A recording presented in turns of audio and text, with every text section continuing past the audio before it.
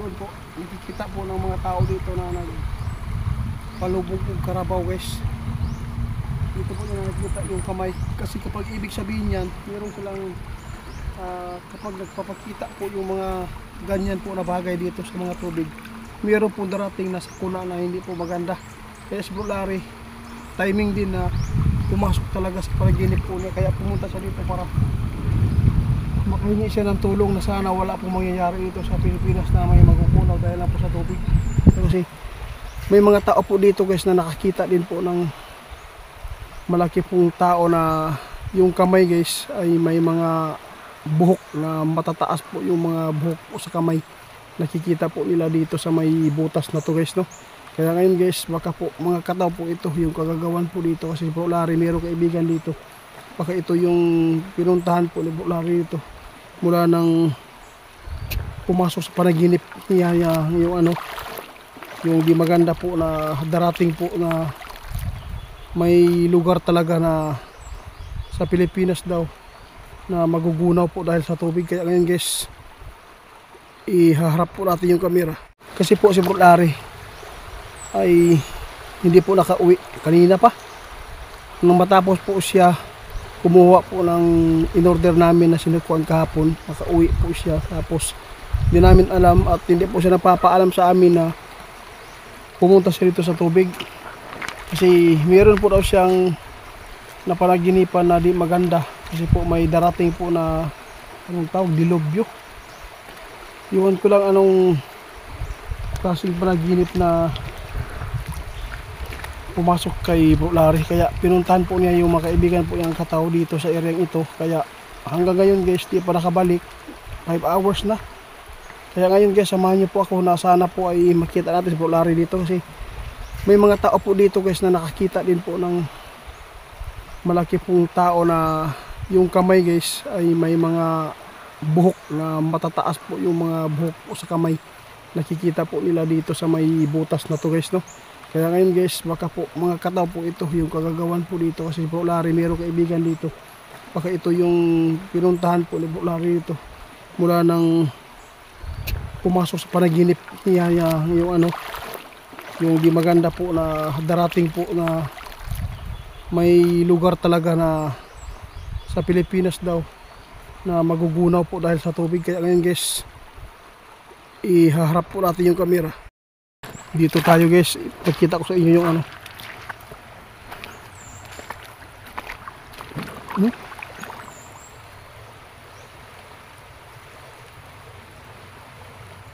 hawak mo, ikaw hawak dun, be. May nakuha ako guys, may nakita akong guys, paramdam.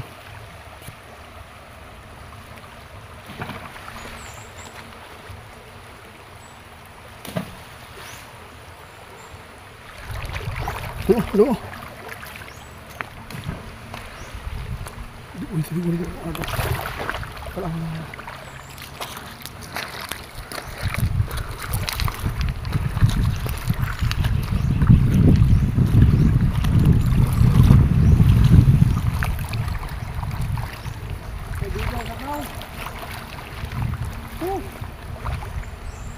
Kung saan po nyo dinala sa Bro Larry.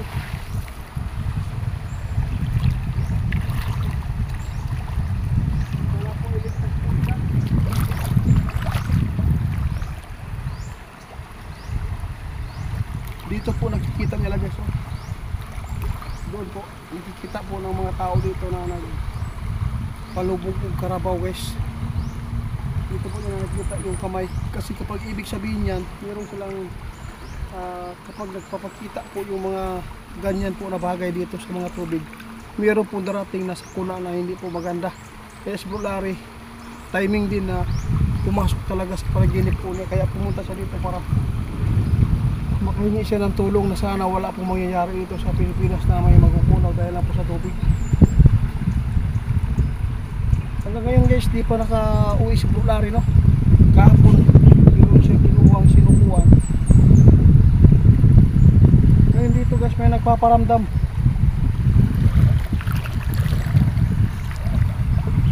Sana po may abangan na po ating guys, baka may magpapakita sa atin ng kataw.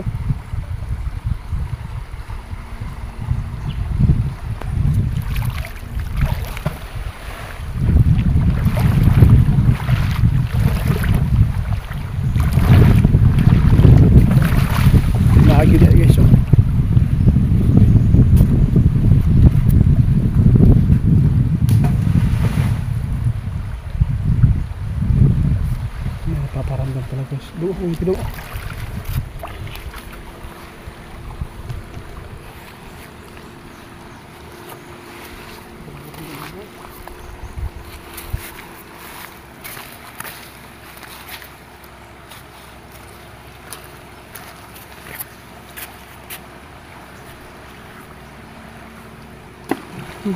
Mas bagag ko. Yung butas na yan guys, hanggang sa ilalim yan.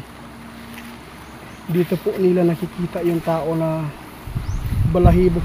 Yung mga balahibo po yung buhok sa kanyang kamay na nagpapakita. Ibig sabihin yan, kapag ganyan po may mga kalamidad na darating.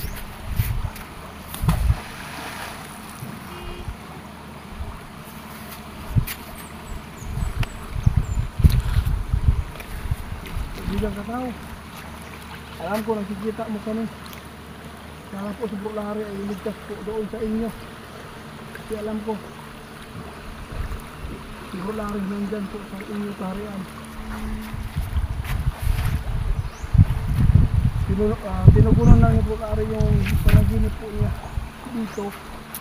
Kasi po may nagpapakita po na magandang panaginip. Kasi kayo po ang sumasok sa kanya at kayo po daw ang nagbibigay po ng bilogyo.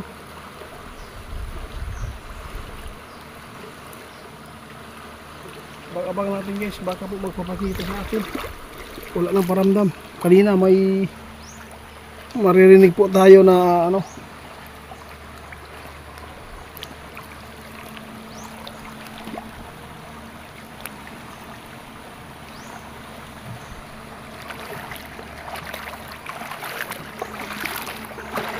tara dong. Ilag kubiasa dia dong. Hanapin natin si Bro Larry dito.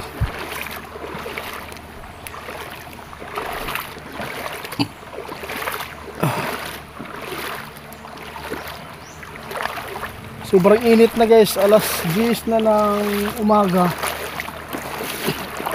Pinuntahan talaga namin dito dahil si Bro Larry. Sabi po ng kanyang asawa, wala daw nakabalik.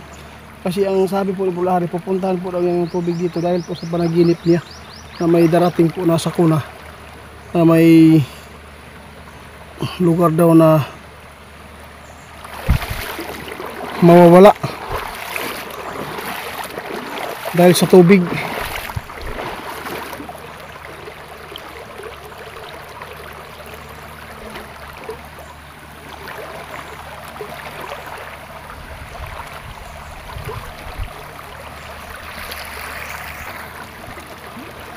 Kanina guys, may napansin ako dito guys. Oh.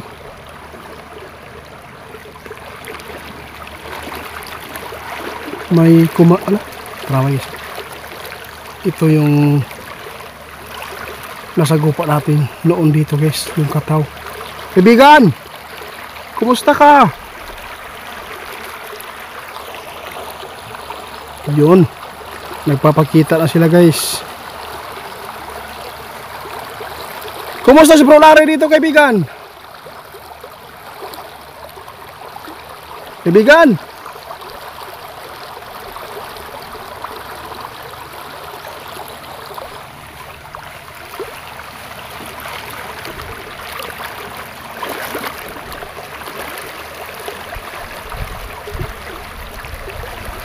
Nandyan sila guys.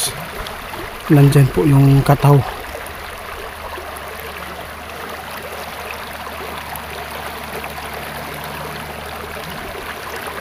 Sinama ko yung ano guys, yung naging normal na bata. Dodong lang yung tawag ko sa kanya. Diyan po siya. Diyan po. Ito yung na ano natin guys, na tulungan. Sinama ko lagi sa tuwing ako ay aalis sa bahay. Ibigan! Alam po ba ninyo kung saan si Bro Larry? Hindi na po siya nakauwi doon sa bahay.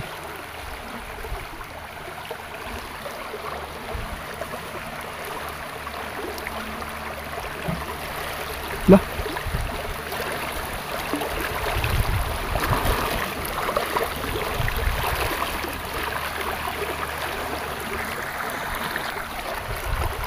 Hala. Ano yan? Di ko inaasahan po may makita akong nakalutang. Oh, wala.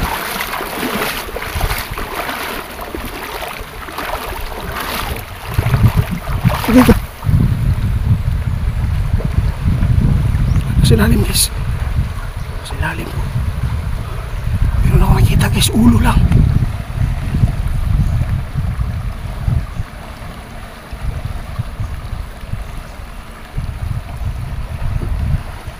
Ito yung mga chokoy guys.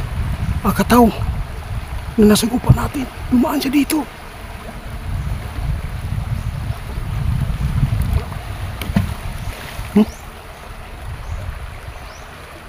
Nandito pa rin yung mga kataw guys. Active pa rin sila. Kaya lang nawala dito. Nakita ko kanina yung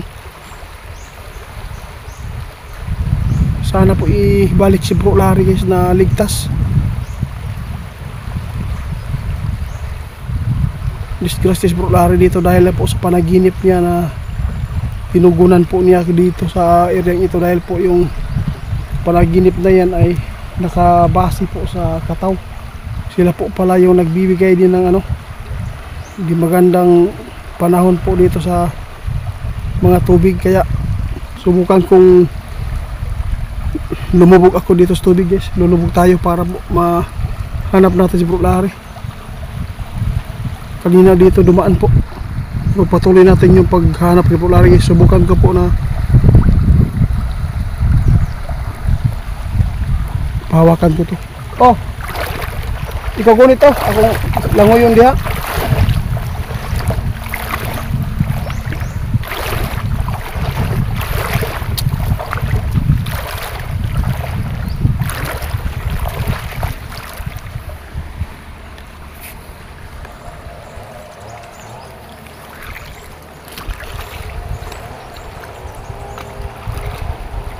Lulusong tayo sa tubig guys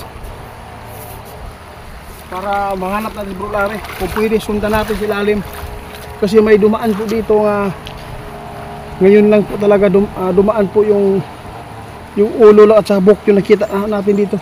Biglang nawala po. Basa na lang ako dito guys para masisid ko yung tubig doon sa may hukay, may butas. Oh, may narinig po tayo dito na